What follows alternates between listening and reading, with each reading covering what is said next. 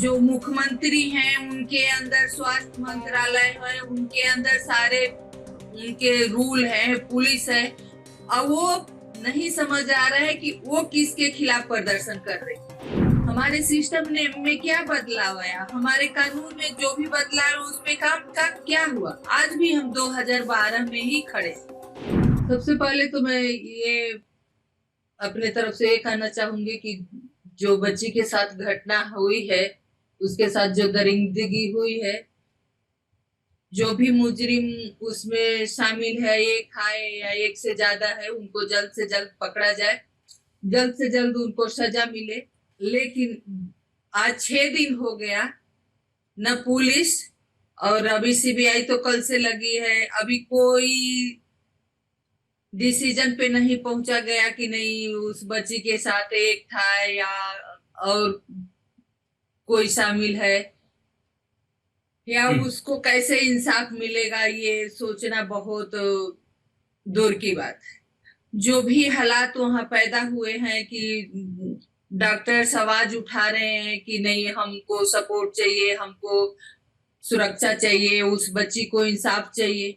क्योंकि जिस तरह से हॉस्पिटल के अंदर उस बच्ची के साथ घटना हुई है, ये बहुत सोचने का विषय है। बहुत अफसोसजनक है कि हॉस्पिटल के अंदर जहां बच्ची ड्यूटी कर रही है, मरीजों के साथ काम कर रही है, मरीजों की सेवा कर रही है, उनका इलाज कर रही है, और वहीं पे उसके साथ इतना घिनौना अपराध हो रहा है।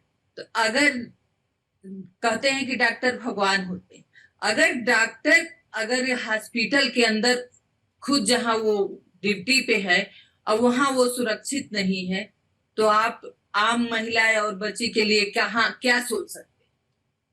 लेकिन सबसे दुर्भाग्यजनक ये है कि जो वहां पे हालात पैदा हुई है, सरकारें एक दूसरे पे थोप रही हैं, प्रदर्शन कर रही हैं, बजाय कि वो उस केस पे काम करे, महिला सुरक्षा पे बात करें, अपने कानून में जो भी कमियां हैं उसको पूरा करें। लेकिन नहीं, वहां पे तो जिनके जो मुख्यमंत्री हैं उनके अंदर स्वास्थ्य मंत्रालय है, उनके अंदर सारे उनके रूल है, पुलिस है। अब वो नहीं समझ आ रहा है कि वो किसके खिलाफ प्रदर्शन कर रहे, किससे फांसी मांग रही हैं। रूल तो उनके हाथ में है, कानून वो उनके हाथ में है। कम से कम वो लोअर कोर्ट तो तक केस को साफ सुथरा सरकार पहुंचा सकती है। तो चिंताजनक है कि जो भी वहां डॉक्टर्स आवाज उठा रहे हैं उस बच्ची के लिए, अपने सेफ्टी के लिए, उनको दबाया जा रहा है।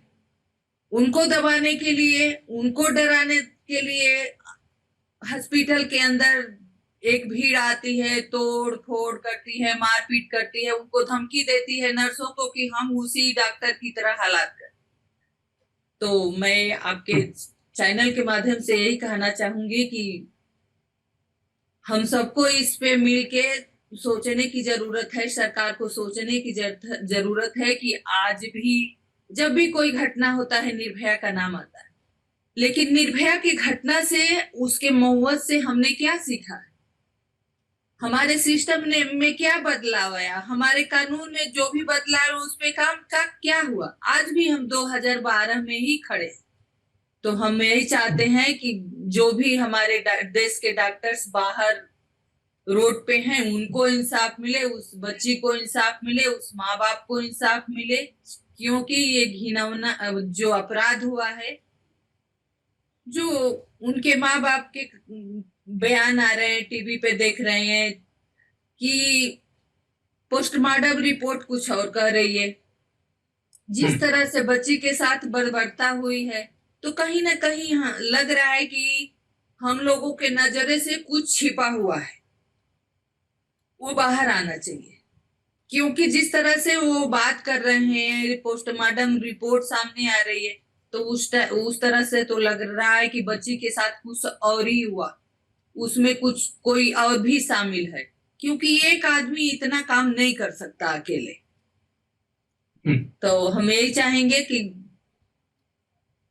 जो भी हुआ, बच्ची अब इस दुनिया में नहीं है, तो उसके माँ बाप को इंसाफ मिले। जो हमारे डॉक्टर्स बाहर प्रदर्शन कर रहे हैं, उनको जो भी मांगे हैं सरकार उनकी मदद करे। आज 6 दिन हो गया, अब कहीं कोई कोई उस केस में कुछ भी निकल के नहीं आ रहा है। अभी एक मुजरिम पकड़ा गया है, तो कहीं ना कहीं इसमें जो कुछ है केस में लग रहा है कि नहीं कोई और शामिल है, तो इस पे जांच होनी चाहिए और जल्द से जल्द चीजें सामने आने चाहिए, तभी तो केस आगे बढ़ेगा। तभी तो 6 दिन हो गए, अब कुछ भी सामने नहीं आया, तो उसके माँ बाप को संतोष कैसे होगा? जो डॉक्टर्स बाहर हैं उनको कैसे क्या आप कहेंगे, क्या जवाब देंगे?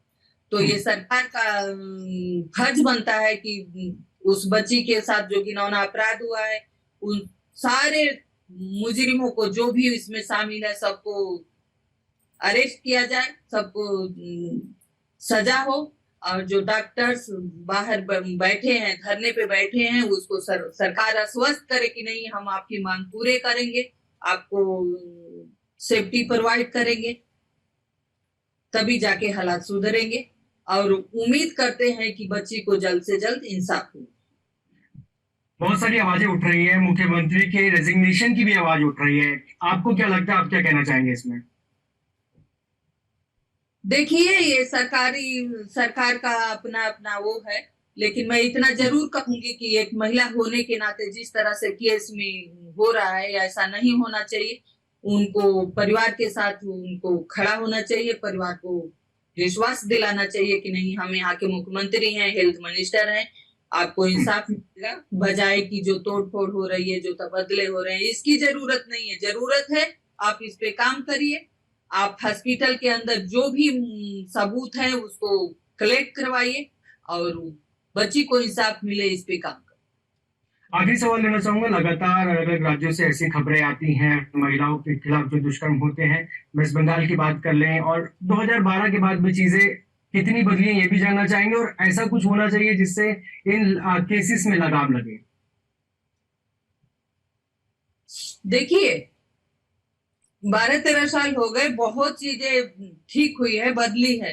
अगर नहीं कुछ बदला है तो महिलाओं के साथ रेप बलात्कार, महिलाओं के साथ घटनाएं, क्योंकि हमें नहीं लगता है कि महिला सुरक्षा के लिए, महिला के साथ जो घटनाएं हो गई है उनके इंसाफ के लिए कुछ काम हुआ है। कानून जरूर बनाए गए हैं, फास्ट ट्रैक कोर्ट जरूर बनाए गए हैं, लेकिन उस पर काम नहीं हुआ। 2020 में निर्भया के मुजरिमों को सजा हुई थी, उसके पहले भी उसके बाद भी इतने सारे केस हुए हैं। बच्चियों को 35 टुकड़ों में काट दिया गया, बच्चियों को घसीट दिया गया, किसको इंसाफ? घटनाएं रोज हो रही है। हम सोच रहे हैं कि हमारा समाज सुधर जाएगा, हमारा समाज का सोच बदल जाएगी।